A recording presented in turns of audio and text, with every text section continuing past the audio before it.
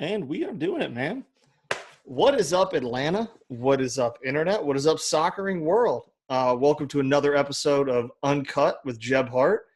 The smarter of you out there would have probably already surmised that I am, in fact, Jeb Hart, and I'd like to welcome you into the palatial Old Dominic Studios, where we bring in beautiful people to discuss the beautiful game. Our guest we have on today, you probably recognize him from his work as the head sports editor for the University Daily Kansan. For those of y'all who don't read university publications, you maybe, might recognize him from a website called MLSsoccer.com, or his work on Extra Time Radio, or pretty much anything that has to do with the MLS. You know him. You love him. That is, of course, unless he's had a reasonable yet slightly critical take of a team that you support, in which case he has a vendetta against you, your team, and everything you support, and he always has. Ladies and gentlemen, Mr. Andrew Wiebe. Andrew, what's up, bud? Hey, man, that is definitely the best introduction I've ever had, I think ever in my life, period. And I am very impressed that you dug into the depths of my journalistic career, I guess you could call it, all the way back to the Daily Kansan. So what's up, Jeb? How's it going, man? I like the whiskey sitting out here. We got obviously it's a brown liquor special. Had I known, I would have equipped myself in the right way, but Old Dominic Studios has a nice ring to it. Oh, it rolls off the tongue nicely, and it sits on the palate well. Cheers. Nice plug. I can see that. I can see that, man. Let's chalk that up to another ad revenue. We'll bill you later. Cheers, gang. I was honestly, I was looking up, kind of Andrew Wiebe, and I saw the Daily Kansan, and everybody starts somewhere. I'm starting in a basement of my house while my entire family is upstairs. So you're in the bowels of a apartment building in New York City. Yet I am. You can see the bikes behind me. I am sitting on I'll just out myself now. I am sitting on a Orlando City folding chair. So you have your Atlanta swag.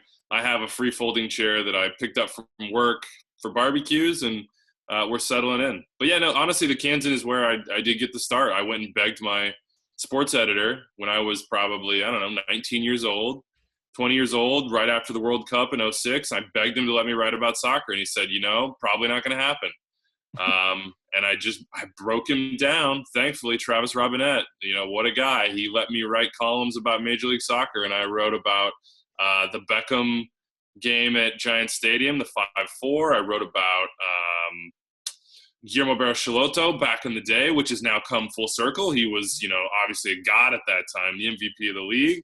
I wrote about this trend of South American playmakers coming to MLS, and I saw my name on Du Nord, and I don't know if you're familiar with Du Nord, but back in those days, that was like, for a 19-year-old kid who wanted to write about sports and love soccer, that was like, the ultimate high. Because I was scrolling through it, and it was almost like a newsletter, to be honest with you, from Bruce McGuire up in Minnesota. And if you were into soccer, you had big soccer, and you had Du Nord, and all the links came out every single day. He put it out every day in thousands of words, so much time spent to gather it all, and that's where you got your soccer news. And I was scrolling through, and I saw a piece on Josie Altidore, I think, and my heart about stopped, and I still feel the rush from that day, honestly, right now. It was one of the moments that I'll never forget, and shout out to the Kansan. It was a good experience. It was fun. Honestly, we're all journalists here. See, I printed off the whole Daily Kansan thing. Really got my fingers under the ink. Getting real journalistic with it. Very old. Yeah, I'm not trying to big time you or anything, but it's pages and everything like that. It's good stuff. So normally when we do these sort of things, we try to discuss the games that are coming up, or previewing, or recapping, or whatever it may be. But since I got you on here, I kind of want to take a different angle at this, and I want to discuss the state of the MLS as it is, but more so from the media perspective. So obviously you've been at MLS.com in and about 9 years or so. So I kind of want to see, like, what have you seen as the biggest change? And it can be from the media coverage perspective, or it can be from a perception perspective. What is the biggest shift you've seen in your time there? I think you can just start with maybe this isn't a shift. I think this is more kind of the current throughout this, and going back to Due Nord and big soccer, and that soccer still being the sport of the internet, and slowly but surely pushing our way into sort of the mainstream as it pertains to broadcasting. And we live in a blessed country when it comes to this game. We may not have the history that others do in the professional side, which isn't true. If you go back through the Open Cup, you go back through some of the teams that played here 100 years ago, it's incredible. But now we really kind of own the internet through this sport. And one of the big changes for me is just the amount of resources being put into it on our end at Major League Soccer. Because I remember when I came on, and let's see, what year would have that been? I think it would have been the beginning of 2010. I came on to cover the Wizards, and I was a freelancer. I was in Kansas City. I got out of school, and I was working for the National Insurance Producer Registry, and I just wanted to cover this game, and I couldn't find an opportunity, and I got a call, and I did it. But I was just like, grinding 5 stories a week out at the training ground, giving you that kind of on-ground reporting. We had that in every single market at that time with MLSsoccer.com. 2 years later, I was in New York, and if you go back and look at what we were doing, and I'll stick with MLS at this point, and we'll jump out to everything else just because it's what I know best right now. We were throwing a camera up in front of a plastic background and talking for 5 minutes every morning and throwing some pictures and highlights over it, and that was the daily, and that was like one of our big things. We didn't really do live streams. We didn't have a studio. We didn't do shows. The podcast was out of a room with a clanky heater.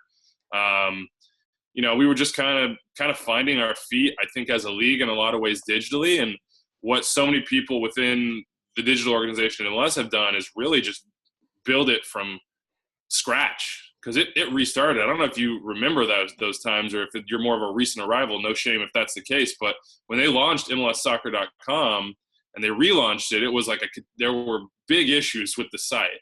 So to have what we have now, the platform that we have, the resources in the studio that we have producers, and we have an army of editors and all sorts of talented people that have kind of come together and all love the game and all love the league and domestic soccer. From MLS's perspective, I've just seen a resource influx that's incredible and a talent influx that's incredible. And we've had the opportunity to take a lot of chances and do a lot of things that didn't work. I go back through the archives sometimes just to have a laugh, because I have some ridiculous things online, from starting lineup that I did with Jason Seguini. I mean, I dressed up as wrestlers, and I pretended I was the president, and I invented an award show in front of green screen. Now we're doing things that feel, when you watch them, like I think they should feel for where this league is at, which is professional and polished, and something that you can watch and feel like, hey, I might have seen that on Fox Sports, or I might have seen that on ESPN. It's all online right now. And I think when I look around the league, I do think that media has been kind of it's been inconsistent, right? And it's been a little bit bumpy for a lot of people. And I think that's part of the game when you're in soccer media right now, is you see 442 die, and you see a guy like, I'll just use Paul Tenorio as an example, who's immensely talented, who should be working and should be doing important things and writing important things and reporting about this game, having to find a place to have a home and to have a platform to do what he does best. And so from a media perspective, I think we've grown, but I think there's just so much more growth to do. And I look around at every market, and you see the different coverage each paper gives it. And in Atlanta, you guys are so fortunate that the Journal-Constitution goes all in. I mean, I read a column today from the Journal-Constitution, not just the regular beat coverage, a column, a smart, informed column about that loss in Mexico. And that's just, that's really not something that you see even in a lot of markets now with MLS. A columnist who knows it, who will write about it. I think in Columbus, they've had a couple of those guys that have really been incredible at that. But the next step for MLS is not just to get onto the ESPNs with more regularity, not just to get into FS1 or whatever it might be, or to be on Instagram on your favorite highlights account, or whatever that may be, and that rush into the mainstream in that national way. I think a big place of growth for MLS, both in the media and in general, is in the markets, and seeing people in those markets be so interested that if you're a sports editor for whatever it may be, you have no choice but to cover this league in the same way that you would others. And we're starting to see that. You're seeing it in Minnesota now. You see it in Kansas City. So every time I see those things, every time I read a column like that, every time I see just smart beat coverage, every time I see new teams come to the league and have outlets like like this, to be honest, Jeb, where, people are trying to do things and trying to cover it and trying to talk about it. I mean, those are all steps forward, which is not to say we haven't done it, but I just think the critical mass is bigger now than maybe it ever has been. And, maybe that's the interest, maybe that's the number of teams, maybe that's the technology that's available. We can do this no problem with video and chatting. Back when I started doing this, I remember buying one of those like handheld cameras. You remember those? It was like, you just do it on your cell phone Yeah. now, but it's like, and I would take that to training, and it would be like this brick of a camera. I'd stick it in somebody's face and I'd hook it to a USB and I'd upload these raw clips. Yeah. I mean, I probably had half a gig of RAM on my computer. Like, just those jumps ahead that we've had societally have changed this game as well too. And there's a lot more growth. But I'm incredulous at times about how much growth we've had in general. Yeah. And I think you brought up a couple points that I was going to get to later on, but since you brought them up, I kind of want to touch on it now, because I think there's two main ways of growth in it. There's the national perception of the game and how it's covered and how it's addressed, because it tends to be kind of nichey. I mean, there's ESPN FC has their shows, but so, like, for example, Atlanta is going to play against Cincy on ESPN, and ESPN paid money to cover that, a decent amount, I believe $75 million annually for those rights. But that's going to air on ESPN, and then shortly thereafter there will be a Sports Center, and I don't know if they'll show a highlight of it.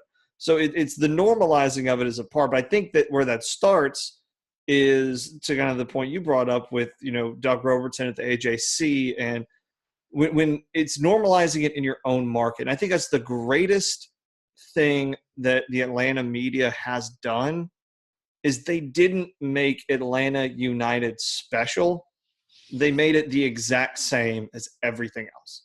They didn't cover it with this talking soccer segment. It was, we're going to cover, they did an interview with Julio Jones, and then they had Michael Parkhurst in studio the next, directly after that.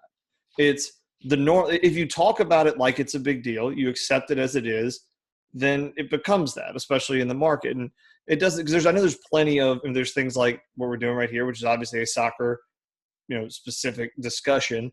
But for these, 92.9 in Atlanta, or whatever sports station there may be in whatever city it may be, there's plenty of them that have, soccer shows that run kind of, late night, and they give them their time to do it.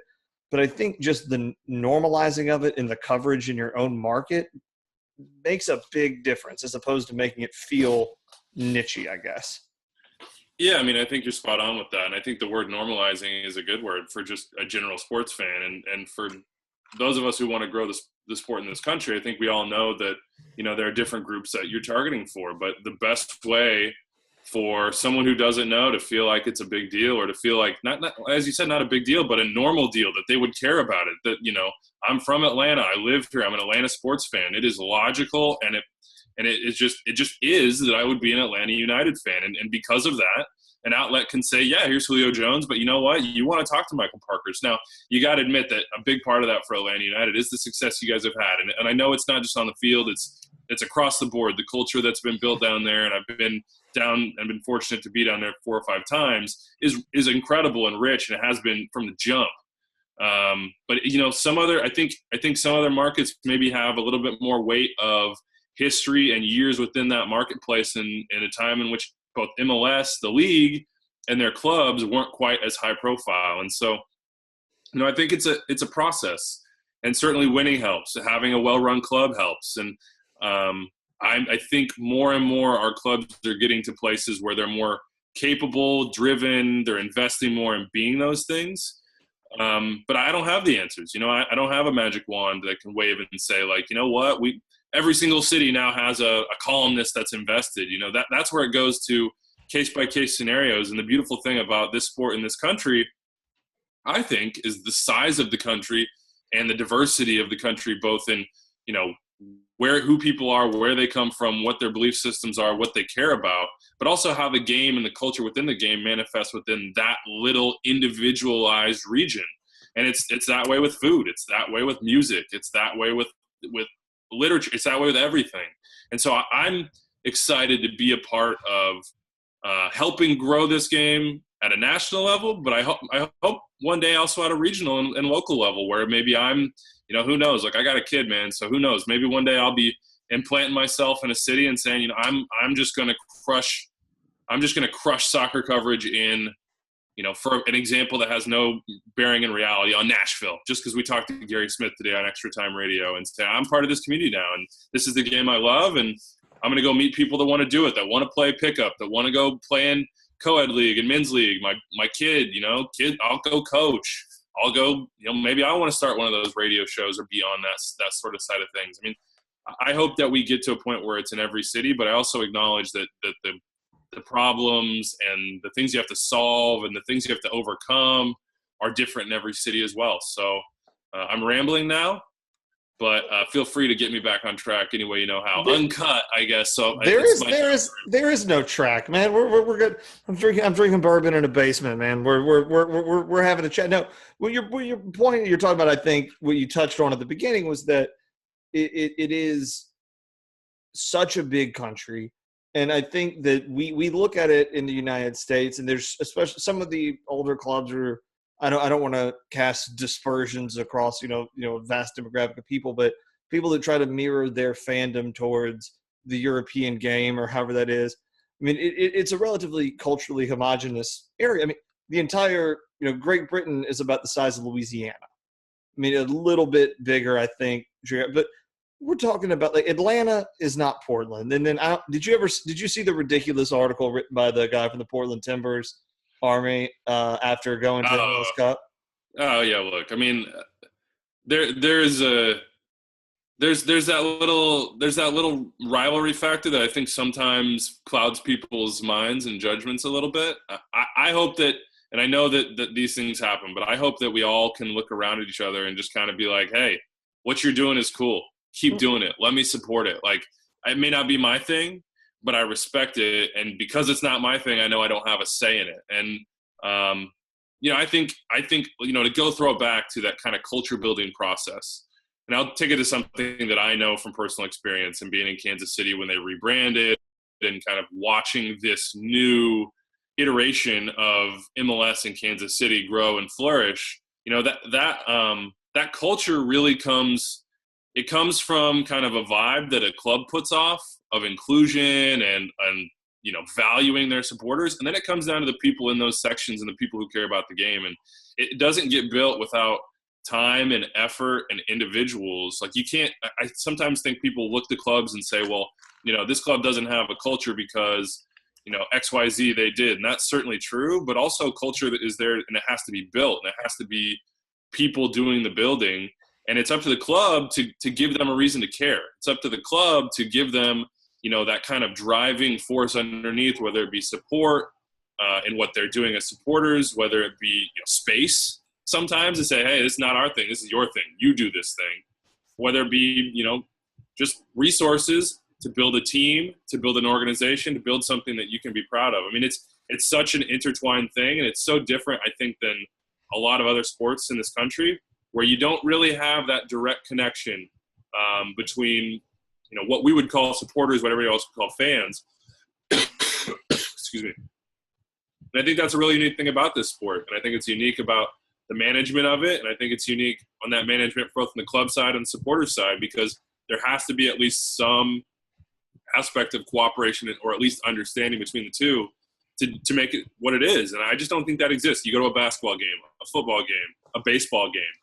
You don't see that sort of organization. You see people there to be fans, but you don't really see, quote unquote, support in an active way. And one, I think the best things about this game is the supporters' culture, both in the stadium, but also in the community, whether that be, I'm in Atlanta and I see you guys supporting, soccer in the streets, for instance. I see the way that, it brings in people that maybe didn't have a place to celebrate themselves outside of within this game. I see how you guys are broadening it, and that makes me incredibly happy as a fan of soccer in this country. And to go back to the Timbers fan example, I hope it makes them happy too, because what they're doing in Portland is equally incredible, and we should celebrate all of it. And I just think that sometimes it's easy for this to happen. It sometimes becomes this whole like rivalry, you know, between everybody. Oh, what we're doing, what you're doing, you're not doing it the right way. This is the right way. And sometimes I wish we'd all just kind of step back and look across and say, that's cool. Here's what we're doing. Let's share. And I think that happens more often than not. But maybe, you know, sports on the internet maybe kind of blow some of that out of proportion. It's probably not as pronounced as it can seem sometimes, that little rivalry between folks. And that was kind of when that whole article came up, you know, I was still kind of riding a hangover from, you know, winning a cup. But, you know, my thought was, you know, it was like, I love what they do in Portland. I love and respect the way they do it. But I think that if Atlanta did exactly what they did, it would be disingenuous. Each place has its own culture, its own – like in the article, you said they were playing rap music before the game and they should have been let – that's Atlanta. Like we're going to play – we're gonna play some Yeezy or some T.I. before the game. Like that's Atlanta. Let us do us. And you – like I completely respect your culture in the way that you do things, but we're going to be who we're going to be. So I mean, now we're talking about – if you were doing it the way the Timbers were doing it, you wouldn't have the support that you have, right? Yeah. And you know, I mean, it is that authenticity that draws people to things. And if you don't have that, it's the same authenticity that draws people to the Timbers. I know a lot of people who I grew up with that moved to Portland, you know, randomly. I don't know how they got to Portland, but are Timbers fans and didn't care about soccer before they got there. You know, I just can't. I want to celebrate all of us because I think what everybody does is incredible. And I think sometimes, and I think this is an individual problem, not a collective problem, people just, you know, sometimes you got to drop that hot take and other times people are going to disagree with it. And that brings us back around to kind of the media aspect of it. Because I want to ask kind of what is your relationship as a, you know, prominent writer and, you know, one of the voices of the MLS with the fans? And I mean that in the mentions, the tweets, getting deep down in the trenches of those comment sections. I mean, because it's so different than any other sort of media, really, because like even as contentious as politics are in this country right now, if you criticize one party, you have there's basically two. I mean, there's other ones, but basically it's pretty much two. You criticize one party, you know the other party is going to come at you. In this one, if you praise one team, you've got 23 others saying what the hell, or if like the angles, you got it coming from all angles no matter what you do. So like, what is your relationship with, I mean, obviously I think it's good that there's some sort of there's passion, because passion is far more preferable than apathy. But what is your relationship with the fans, in media and in social media and in interactions like that? Well, I mean, am I losing you, by the way? Just had to kind of fall out on me just a little bit. Well, Does that sound good? You sounded a little bit choppy there for a second, but my part was okay. We're not cutting it. Let's just make sure he gets his internet right. Ladies and gentlemen, this is a segment we call Andrew Wiebe Finds Wi-Fi.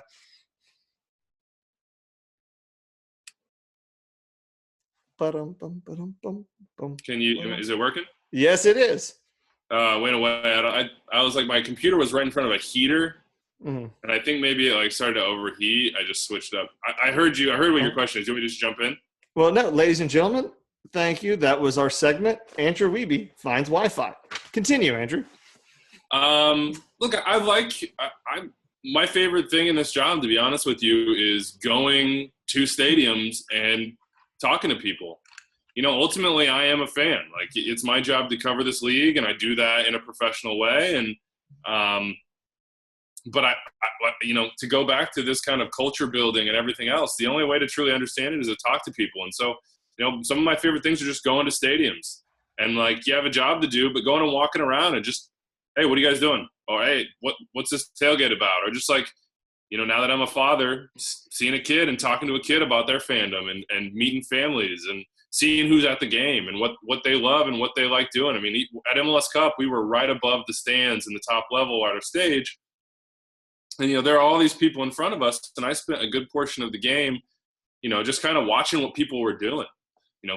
Dads talking to their sons. What are they saying? And moms sitting there with their kids. What are they doing? What are they saying? How are they experiencing this game? What do they care about? The internet is a funny thing, and I think I mostly try to stick to who I am on there, which is sarcastic a little bit, but earnest and willing to get in a little bit of a back and forth, if you will, but not going to take it too far just because I just think it's the internet and it's silly and there's no point in taking it too seriously. But I'm one of those people that just jumps in the comment section because I want to see what people are saying. Sometimes I close my eyes and back out quickly.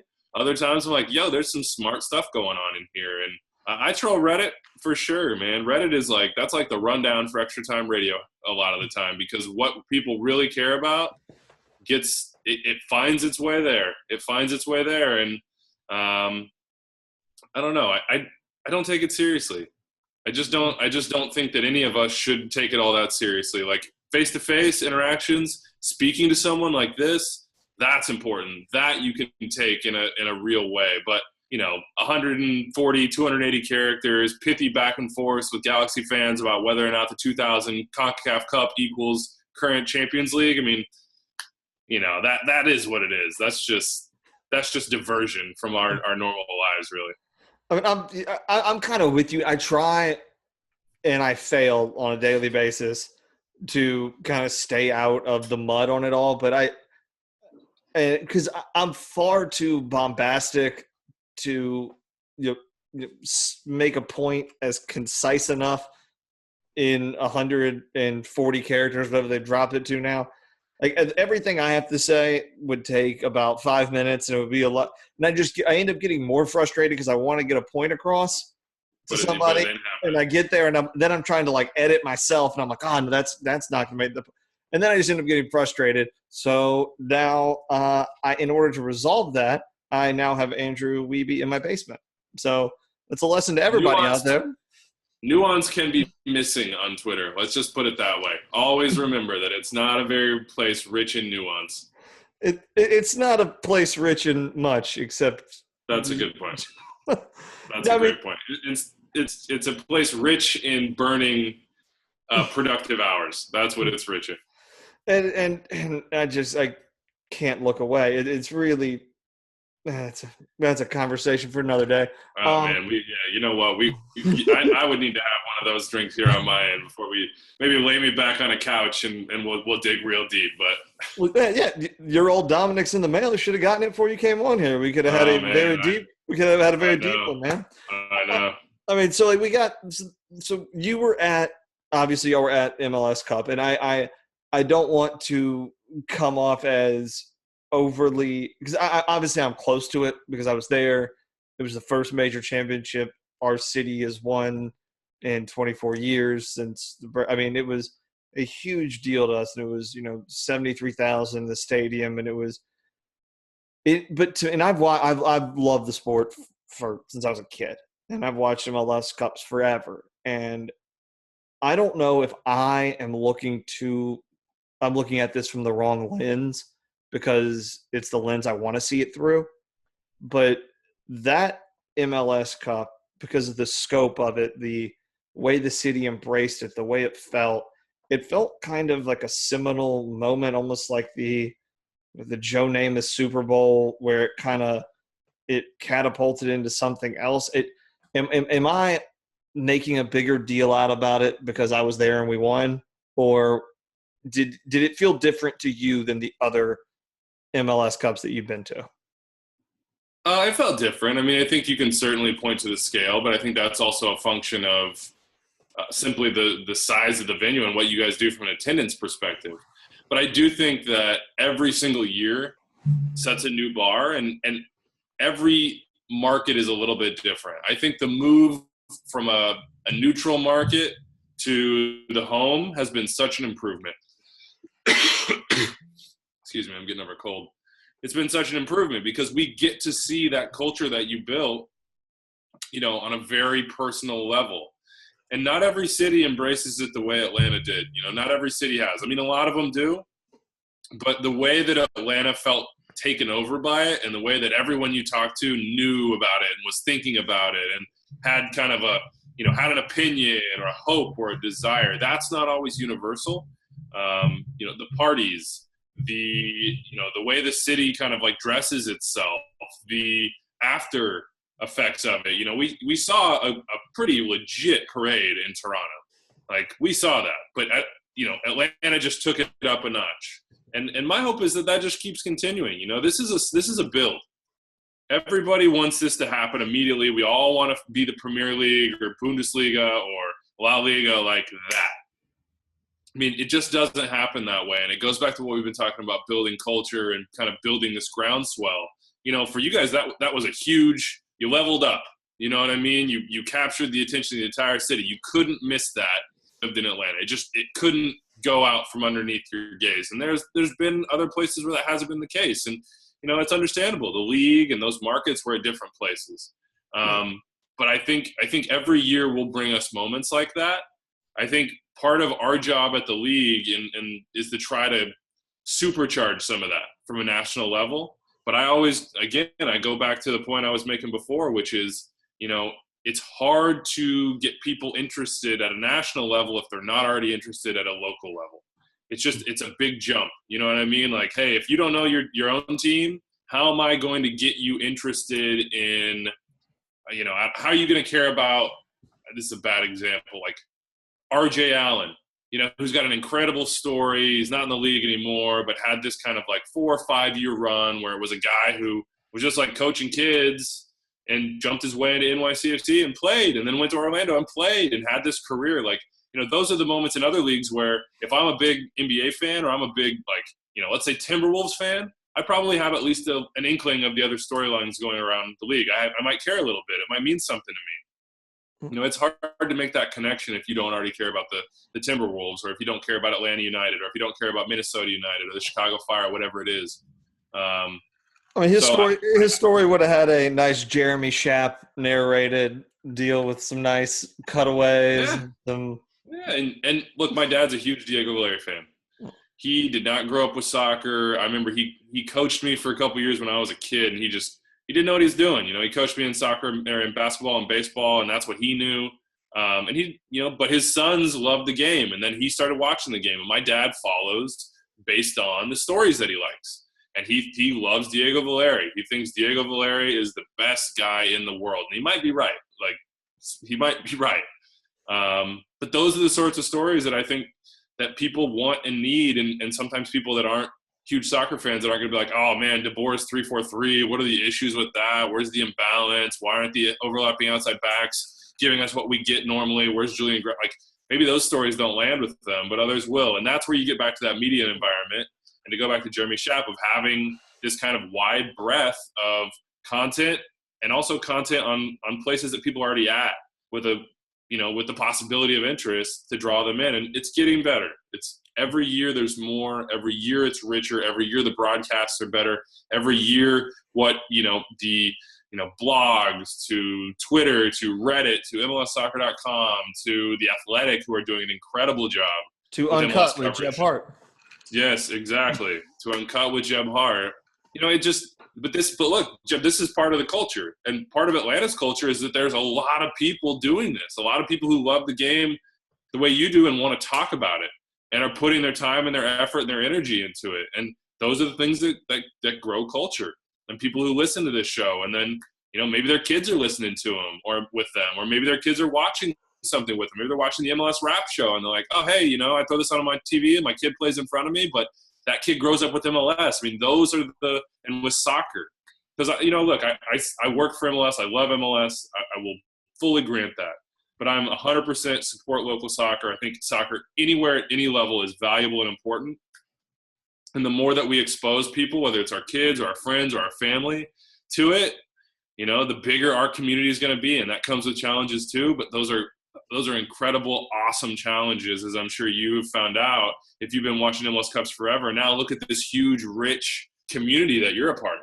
Like that'll be something that's an important part of your life for years, decades, maybe till the end of your life. Knock on wood, Jim. I don't want to talk about.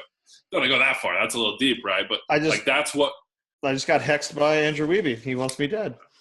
I don't think so. I won't say that This publicly. isn't Twitter, please. I won't say it publicly. But look, that's what gets me excited and emotional about this game is the building of all these communities.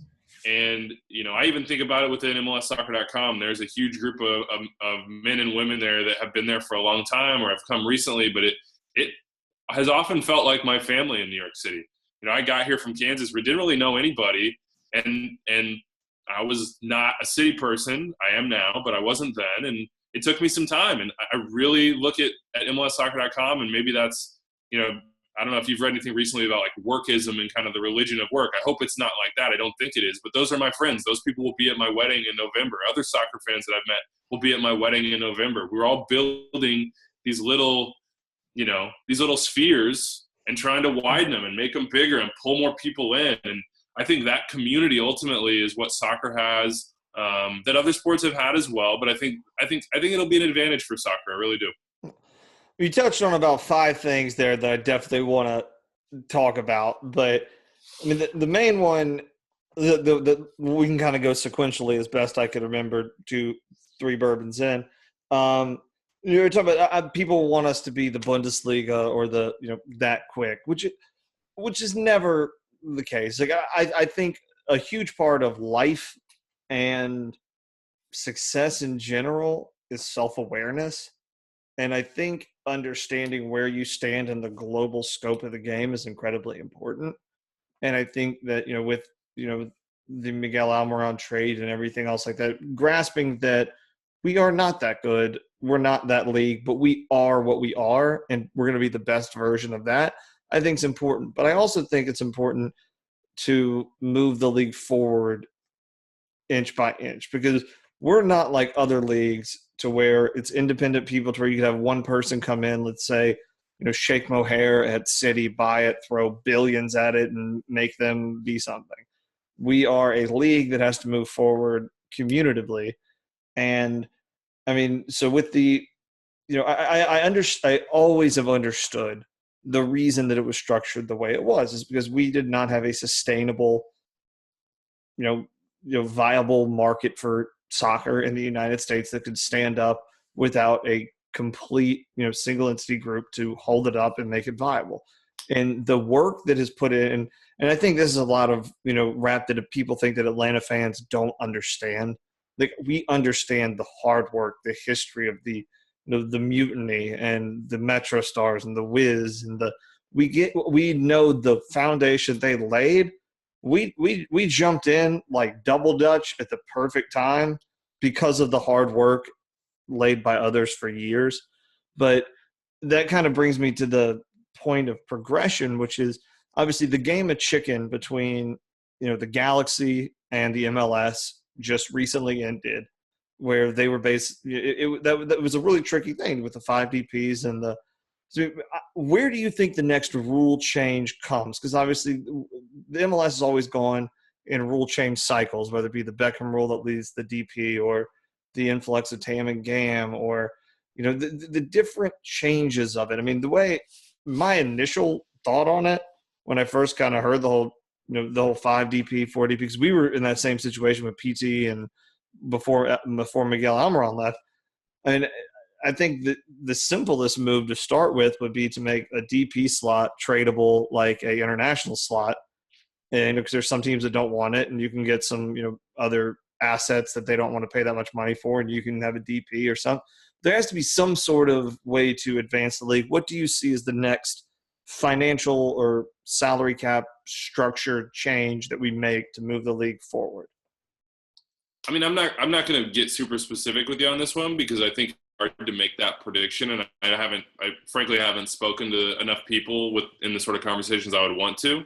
But I think if you look at, let's say the DP and it being tradable, that's problematic just because of contract situations, right? Because you would need it for more than 1 year in most senses, because you would have somebody you don't sign a DP for 1 year and then it's oh, wipe our hands, we're done.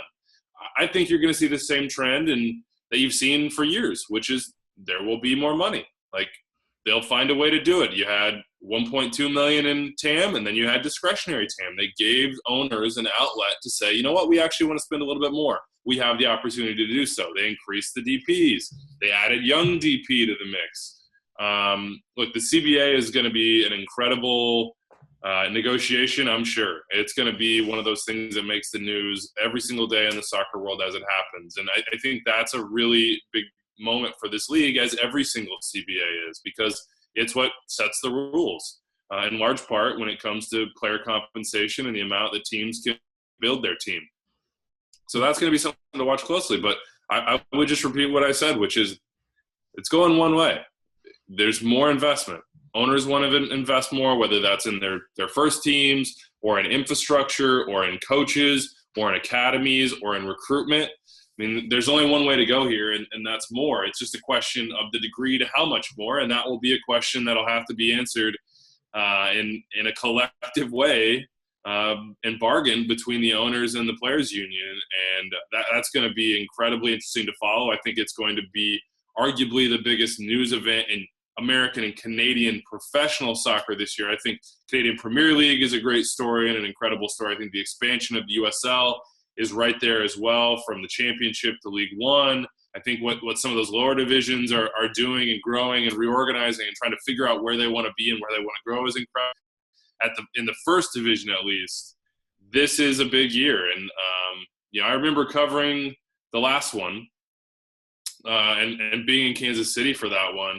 And it was, daily. It was updates daily and push and forth, back and forth. What are the changes going to be? What are the players going to agree to? And what are the owners going to agree to? And I'm fascinated to see how that will go. But my simple answer is there will be more. In what form? I don't know. And how much more? I don't know. But I just don't see a scenario in which it doesn't grow. And that's obviously that's where we want it to go, and everybody does. Because, I mean, we're at a point now as a league to where it's, we have a sustainable base and there's enough there and there's enough teams that want to do more with your LAFCs, your Atlantas, your Galaxies, your, the Miami, presumably, on the way they come in. But, I mean, we want to compete on an international stage, and there was a game that happened at a place in Mexico recently that did not go. I don't really want to talk about it or anything. It's not a big deal. But it shows that, I mean, because basically the Monterrey's market value was somewhere around $81 million, and Atlanta had the third highest in the entire competition, somewhere just shy of 60. But, I mean, and that's based on a transfer marks. That's just, you can take that for what it's worth, because that's all kind of a – For sure. Yeah. But, I mean – But you saw it, right? I mean, like, I think, Mikey Ambrose is a good player and Breck Shea is a good player, but, sometimes when you go into your depth, it gets exposed. I think George Bello would have been exposed. I think, a lot of guys would have been exposed. Not having Julian Gressel, you can see how much that hurt MLS, whereas, Gignac doesn't play for Tigres, and it's no big deal. They got Valencia and Edu Vargas, and they've got the Quinones brothers, and they're rolling out, Carioca, and it's this incredible team.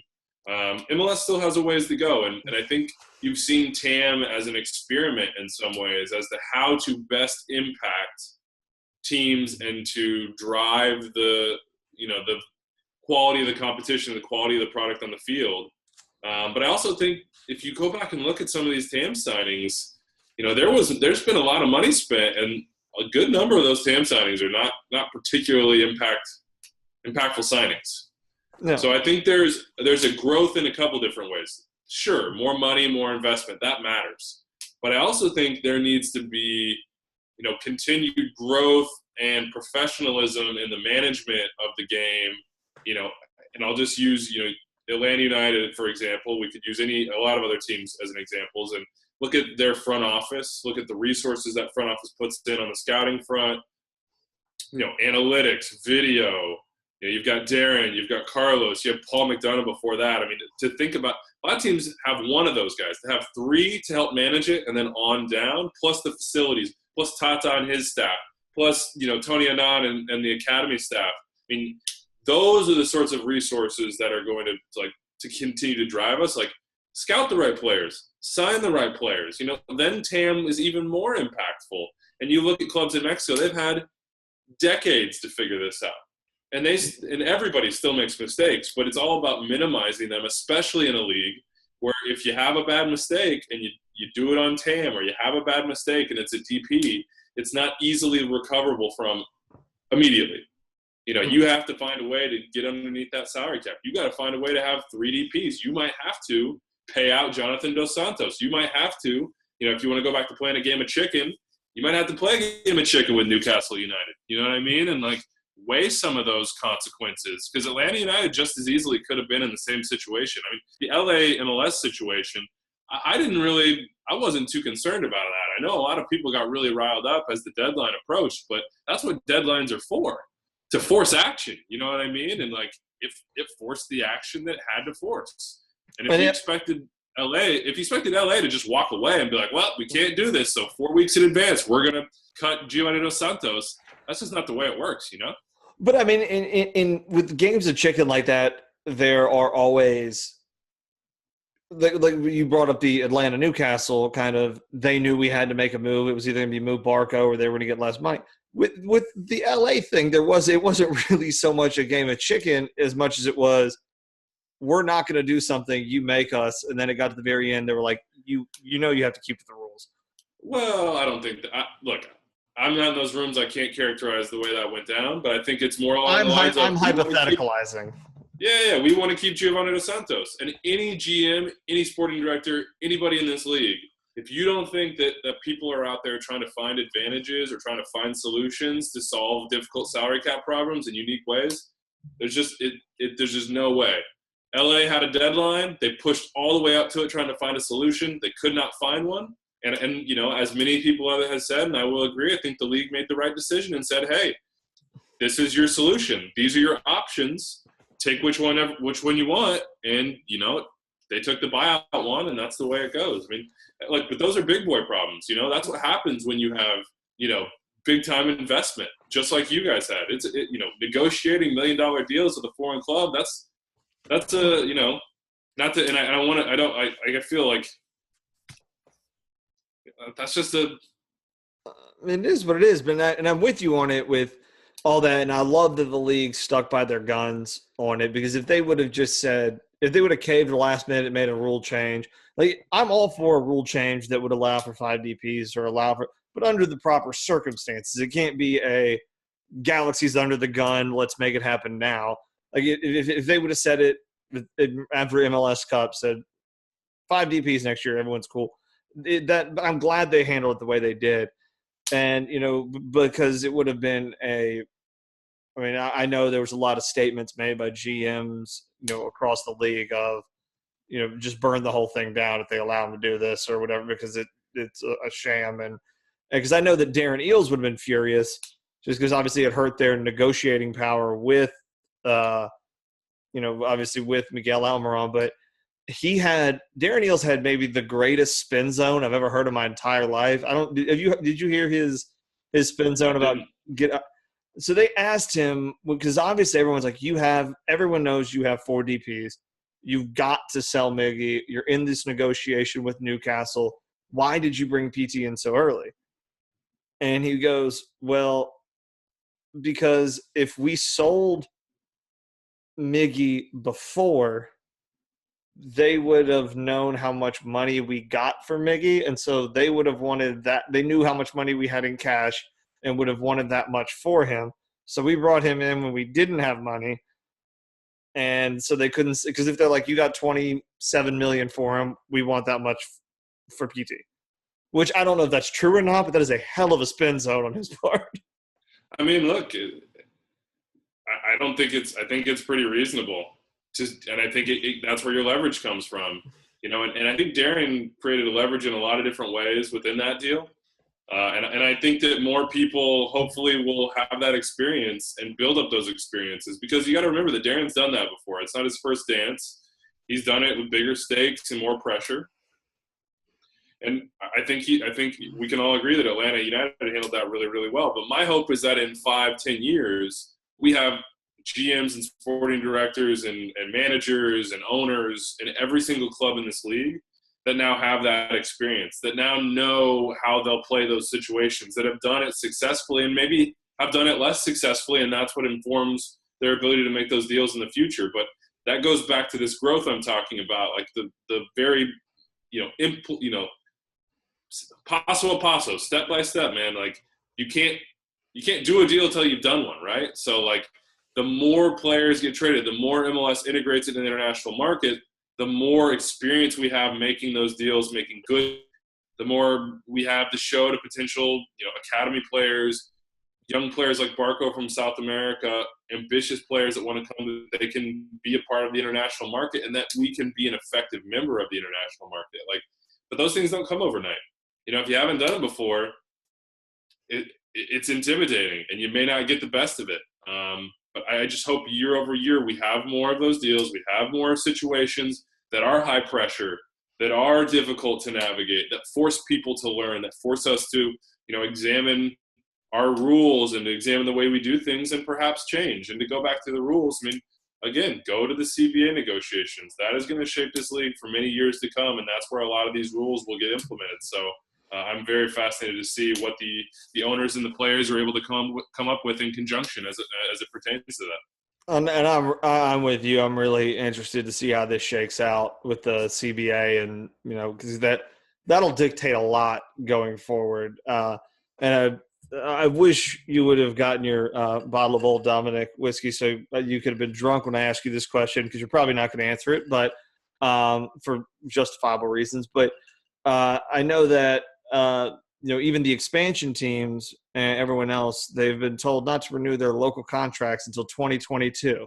Is there anything that could be taken from that, or is this am I going to get a no comment? Because I've never gotten a no comment before. It makes me feel real. No, you won't get a no comment, but look, I can't tell you something I don't know, right? So make something up wildly. So I think it's pretty obvious when you read that news, and it's reported by reputable sources, and there's no reason to doubt it.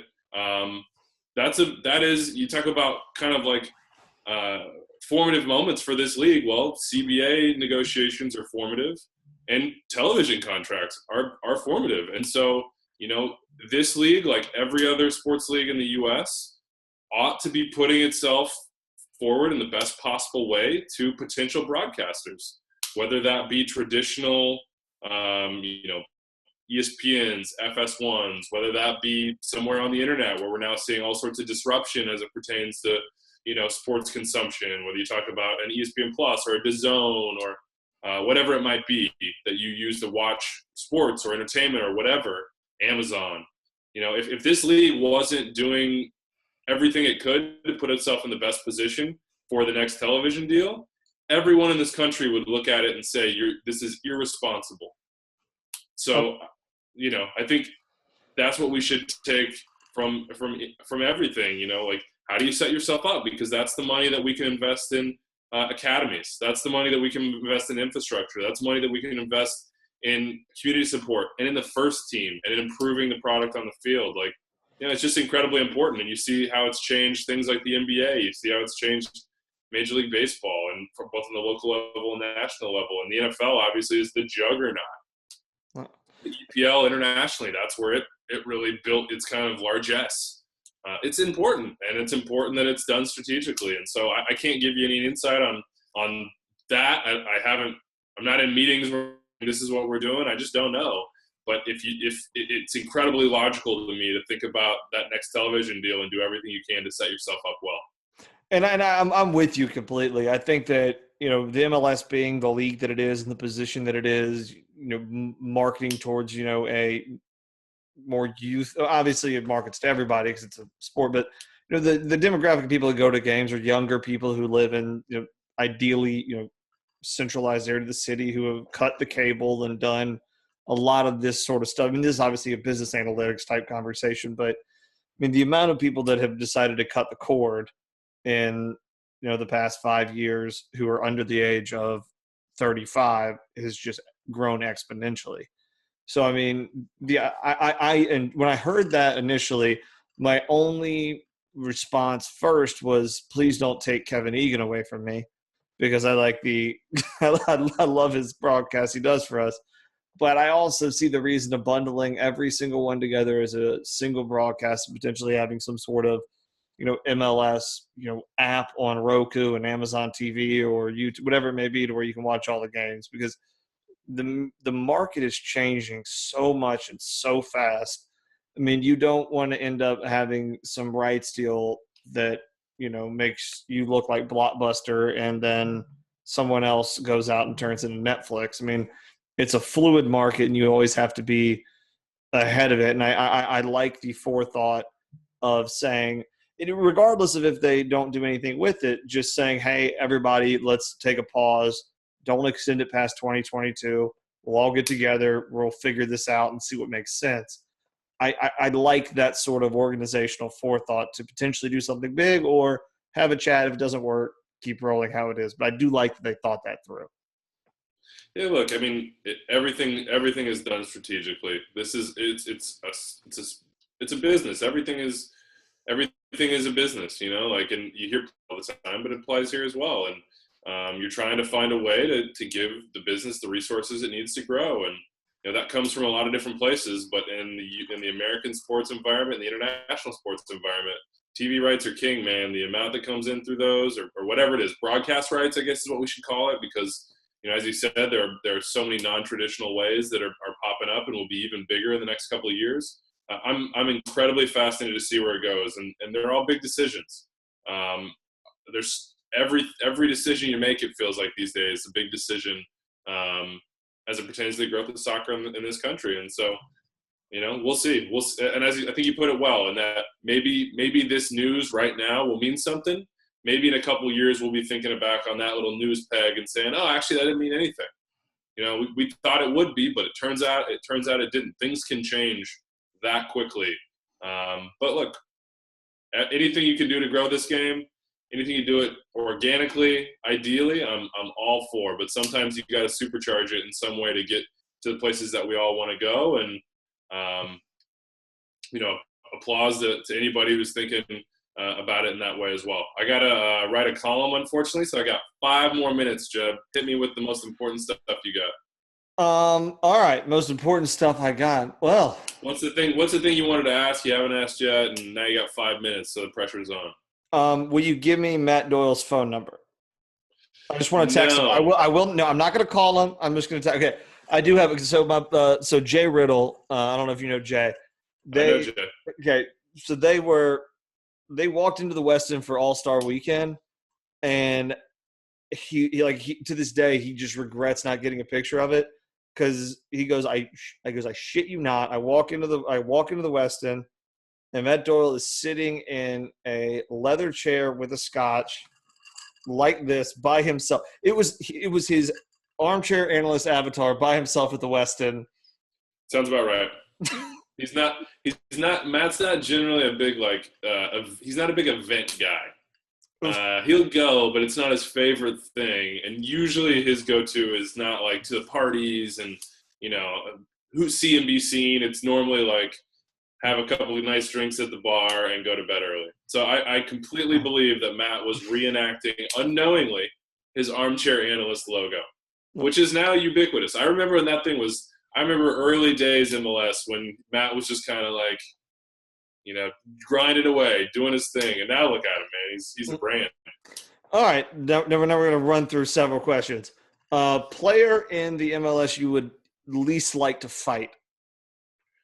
Just because you think Kendall Waston, for sure. I think Kendall Waston's one of the nicest guys in the league, but you've also seen it on the field. I think if you were in a fighting situation and something snapped and Kendall Waston decided that I was not somebody that I was threatening him in some way, that I would be in big trouble. Like one of Siegfried and Roy's lions? Yeah, I mean, a situation you all of a sudden your mind goes blank and it's just fight or flight. And if he chose fight, I would have to choose flight and just hope that I was really fast in the moment.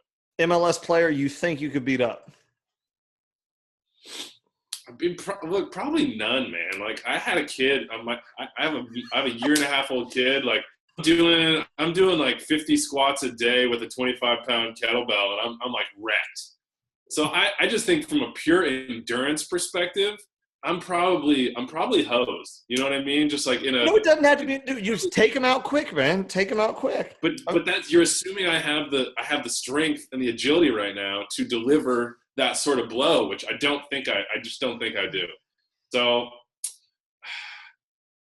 yeah, I don't think I got anybody. Like I wouldn't. There's literally, I will not fight anyone. That's my life ethos. Is if I'm in a fight, something has gone extremely wrong, because it's my assumption, based on almost never fighting in my entire life, that I will probably lose that fight. Well, there's only one person in the MLS that I would fight, and it's Will Johnson. I don't think I'd win, but I'd like to give it a go. Yeah, you know what? You gotta if you gotta make a tough decision like that, Jeb, you do what you gotta do, man. You do what you gotta do. Just don't get down on the old Dominic beforehand, all right?